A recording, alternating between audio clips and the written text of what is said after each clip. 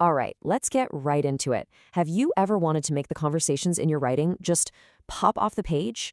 Well, today we are going to cover the simple but super powerful rules of dialogue. Let's dive in and get you writing like a pro in just a few minutes.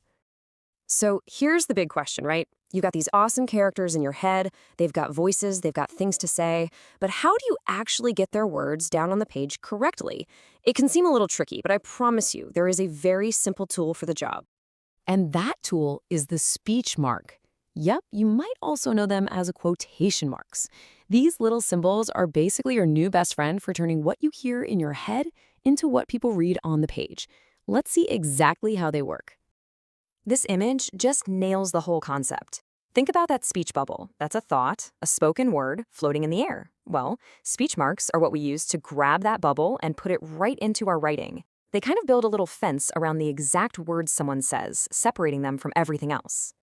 And boom, here it is in action. See that? The word hello is now perfectly placed inside a sentence.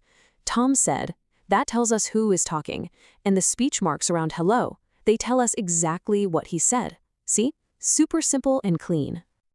Okay, so now that we know what speech marks do, let's break down the anatomy of a line of dialogue. Look at all the different parts. Once you see how it's built, the rules become even easier to follow. Just take a look at this color-coded sentence.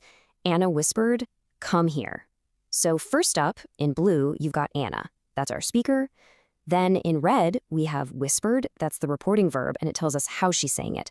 And finally in green is the dialogue itself. Come here. 3 simple parts. That's it. Let's just zoom in on that reporting verb for a second. It's a tiny little word that does a huge job. It doesn't just tell us someone spoke, it adds so much flavor. Words like whispered, shouted, or asked, they instantly give you a feeling, a whole vibe for the conversation. All right, you've got the basics down. Now for the best part. To absolutely master dialogue, you only have to remember 2 golden rules. Seriously, just 2. Let's nail these down so you can get it right every single time. And here they are. That's the whole secret. First, you always need a speech mark at the beginning and the end of what's being said. And second, any punctuation that's part of the dialogue, like a period, a question mark, an exclamation point, it goes inside the closing speech mark. Let's look at a couple of examples. Okay, let's go back to Anna's sentence. You see that speech mark right before come and the one right after here? That is rule number 1 in action.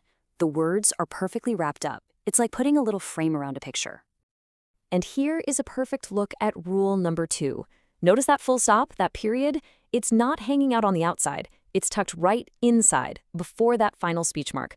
I like reading, period. Then close it up. This is that little detail, the one that makes your writing look super sharp and professional. Okay, so you've learned the parts, you've learned the 2 golden rules. There's really only one thing left to do, and that's to give it a try yourself. Because let's be honest, theory is great, but practice is where the magic really happens. So, right now, let's do this. Think of one simple line of conversation between you and a friend. Something like, I said, let's go to the park. Or maybe, my friend asked, are you hungry? Just write down one sentence. Make sure you get those speech marks and that punctuation in the right place.